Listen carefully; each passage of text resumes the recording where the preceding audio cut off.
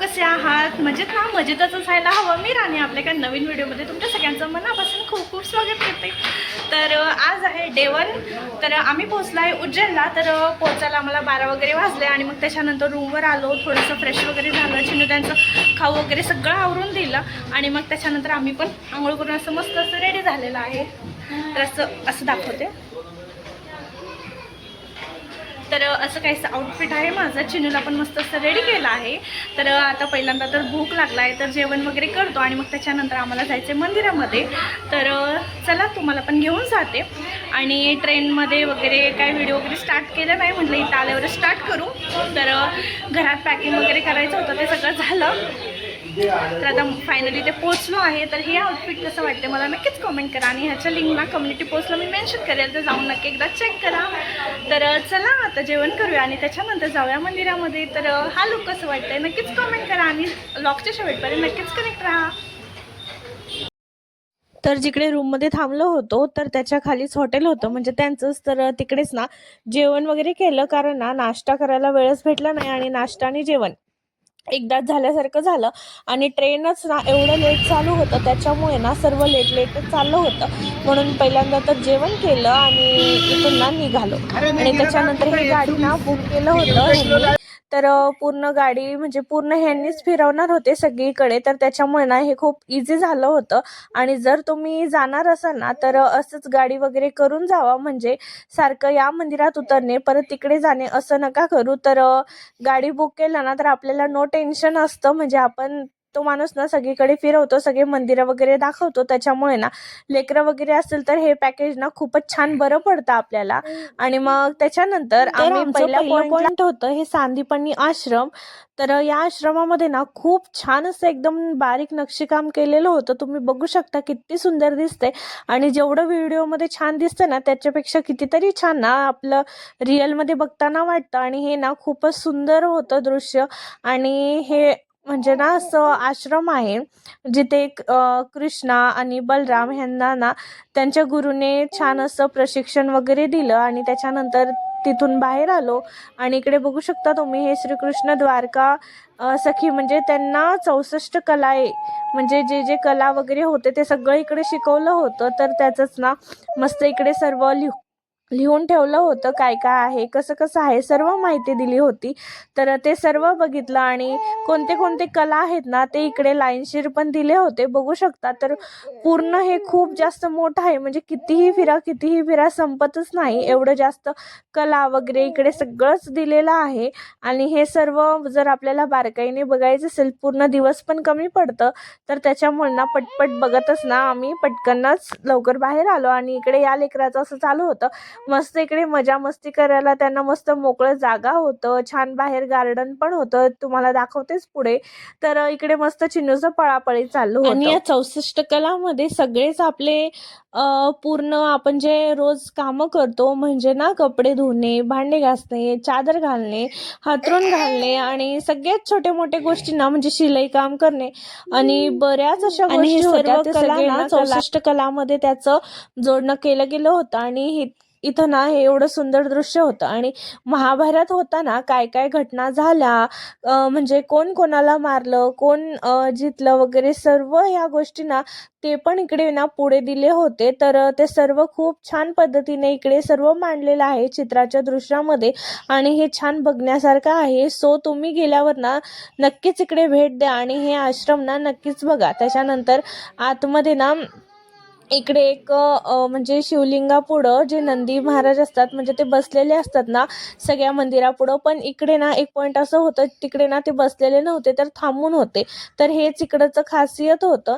आणि मग तिकडे ते बघितलो सर्व आणि मग त्याच्यानंतर आलो आम्ही दुसऱ्या पॉईंटला. तर इकडे बघू शकता तुम्ही मंगलनाथ मंदिर आहे. म्हणजे इकडे आपल्या काही जरी अडचणी वगैरे असतील, म्हणजे आपल्या जीवनामध्ये काही काम होत नसेल आणि लग्न वगैरे किंवा आपल्या लेकराला काही त्रास होत असेल, तर आपलं काही इच्छा असेल ना तर या आश्रममध्ये आल्यावर ना आपले इच्छा वगैरे पूर्ण होतात म्हणे. तर मग नंतर आम्ही आलो इकडे या पॉइंटला. तर इकडे ना थोडंसं लांब लाईनच होतं. मग इकडे थोडं थांबलो, दर्शन वगैरे घेतलं आणि नंतर ना इकडे ह्यांचे मित्र होते तर त्यांनी पूजा वगैरे करून घेतलं आणि मग त्याच्यानंतर आम्ही आलो इथे दुसऱ्या मंदिरामध्ये. तर हे मंदिर आहे म्हणजे कालभैरव देवाचं मंदिर आहे. तर इकडे आलो होतो आणि इकडे पण खूप जास्त आलो आहे कालभैरवला. तर असं ना पूर्ण गाडी बुक केलेली आहे आणि एकीकडून म्हणजे पटकन स्पॉटला उतरून दर्शन वगैरे करून मग दुसऱ्या स्पॉटला असं काहीसं चालू आहे. त्याच्यामुळे पटपट होत आहे दर्शन आणि जास्त वेळ पण नाही आहे आम्हाला. तर रात्रीला आरतीला वगैरे पोहोचायचं आहे. सो पटकन सगळीकडे दर्शन वगैरे करत आहे. तर हा ब्लॉग थोडंसं मोठंच होईल पण सगळे देव ना तुम्हाला इथे बघायला भेटतील शॉर्टमध्ये. आणि काहीकडे कॅमेरा परमिशन नाही आहे, काहीकडे आहे. तर जिथं आहे ते मी तुमच्यासोबत शेअर करण्याचा प्रयत्न करतच आहे. So stay tune. चला चल सोड भाडे दे चला.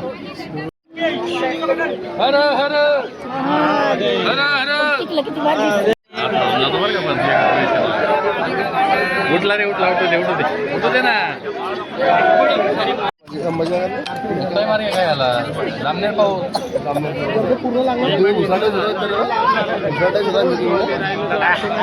ना जामनेर पाऊस पुढं तिकडं अजिंठा कोल्हापूर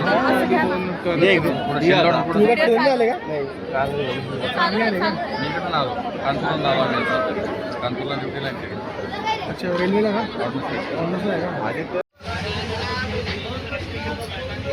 कालभैरव मंदिर. तर इकडे कालभैरव मंदिरामध्ये ऑलमोस्ट 1-1.5 तास लाईनमध्ये थांबल्यानंतर ना फायनली लाईन आला आणि त्याच्यानंतर ना आतमध्ये खूप जास्त गर्दी होतं. मग त्याच्यामुळे तिकडचं व्हिडिओ वगैरे काही घेता आलं नाही आणि मग त्याच्यानंतर तिकडे दर्शन वगैरे करून आम्ही आलो इकडे गडकालिका मंदिरकडे. तर हे देवीचं मंदिर होतं. तर इकडे आलो आणि इकडे ना दर्शन वगैरे घेत होतो.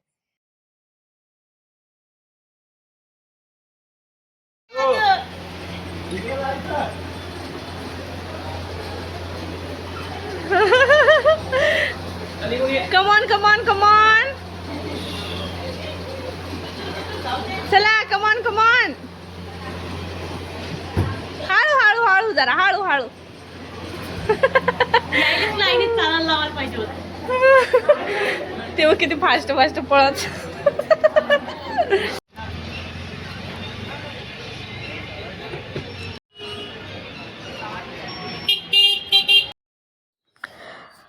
गडकालिका माता मंदिर नंतर दुसरं पॉइंट होतं ते म्हणजे हरिसिद्धी मा मंदिर. तर इकडे ना मस्त असं छान पूर्ण दिवे वगैरे लावले होते ह्याच्यावर. म्हणजे ते असे नसते का दिवे लावायचं खांब, त्याच्यावर मस्त दिवे वगैरे लावलेले होते आणि इथं खूप जास्त गर्दी पण होतं. आणि हे तुम्ही बघू शकता किती छान दिवे वगैरे लावलेले आहेत. तर ना ह्याच्यावर चढून वगैरे मस्त असे दिवे वगैरे लावतात. तर खूप भारी वाटत होतं इकडं. आणि ह्या मंदिराचं लहान लुक तुम्ही बघू शकता, खूप सुंदर दिसत होतं.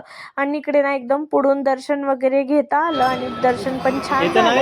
त्याच्यानंतर थोडंसंच लाईन होतं पण ते पटकनच झालं, जास्त वेळ नाही लागलं.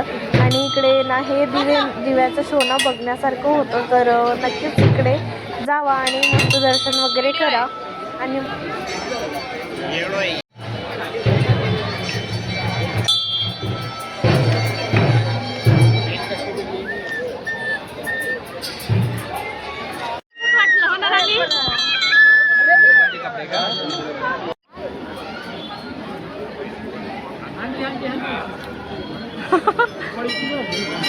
अशीच माणूस लागते का एकच नाही जेवण.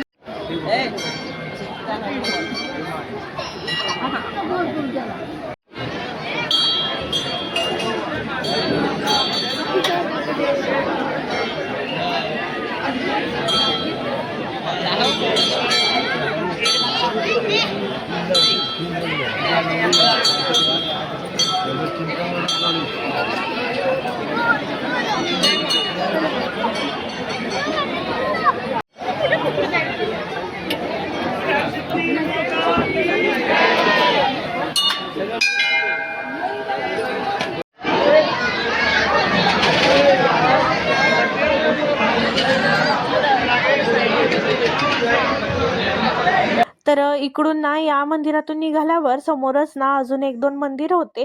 तर तिकडेही दर्शन केलं. म्हणजे छान गणपतीचं मंदिर होतं, तर तिकडे दर्शन केलं. हनुमानाचं मंदिर होतं, तर तिकडे पण दर्शन करून घेतलं. आणि मग त्याच्यानंतर ना फायनली इकडे कॉरिडॉरमध्ये आलो महाकालच्या मंदिरामध्ये. आणि कॉरिडॉरमध्ये येईपर्यंत ना इकडचं लाईट शो वगैरे झालं होतं, तर तेच मेन बघायचं होतं. आणि आमची ट्रेन लेट झाल्यामुळे ना सगळं ना गोंधळच झालं. तर तुम्ही जर येणार असाल ना तर सकाळीच इकडे पोहोचा. आणि मग त्याच्यानंतर ना संध्याकाळी ना 7 वाजताच ना कॉरिडॉरमध्ये पोहोचा महाकालच्या मंदिराच्या कॉरिडॉरमध्ये. का मग तिकडे लाईट शो वगैरे सुरू होतं, तर ते तुम्ही छान एन्जॉय करू शकता. आणि हे कॉरिडॉरचं व्ह्यू बघा. तिकडे छान छान असे खूप सारे म्हणजे मूर्तीचे डिझाईन, म्हणजे असे पुतळे वगैरे छान बांधलेले आहेत, तर खूप छान बघण्यासारखं आहे. तर नक्कीच ना तुम्ही लवकरच जावा तिकडे. तिकडचा लाईट शो आणि बाकीचं पण तुम्हाला छान एन्जॉय करता येईल.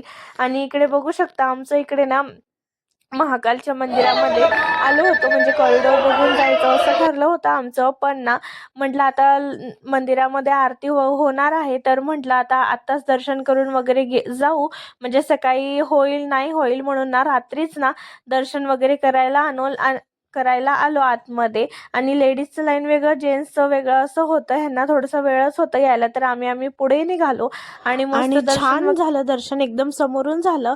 पण ना तिथलं दर्शन ना मी तुम्हाला दाखवू शकले नाही. कारण का म्हणजे माझं फोनचं बॅटरी ना खूपच लो झालं होतं. म्हणजे 1%च झालं होतं, त्याच्यामुळे व्हिडिओ वगैरे मी आतमध्ये गेल्यावर काहीच घेऊ नाही शकले.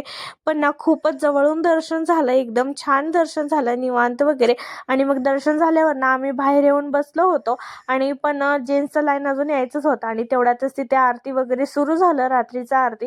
तर त्याच्यामुळे त्यांना ना अजून 1-1.5 तास ना जास्त लागलं. कारण ना लाईन वगैरे थांबवून ठेवलं होतं आरती होणार आहे म्हणून. तर तेवढ्या वेळ ना आम्ही बाहेरच कॉरिडॉर म्हणजे मंदिराच्या गेटच्या बाहेरून येतो ना, तर तिथे असं पॅसेज वगैरे आहे, जागा आहे, तर तिथेच ना वाट बघत थांबलो होतो लेकरांना घेऊन वगैरे. तर खूप जास्त लेट झालं. म्हणजे आम्हाला पण भुका लागल्या होत्या, लेकरांना तर लागलेच होते. तर असं सर्व झालं. तर असो.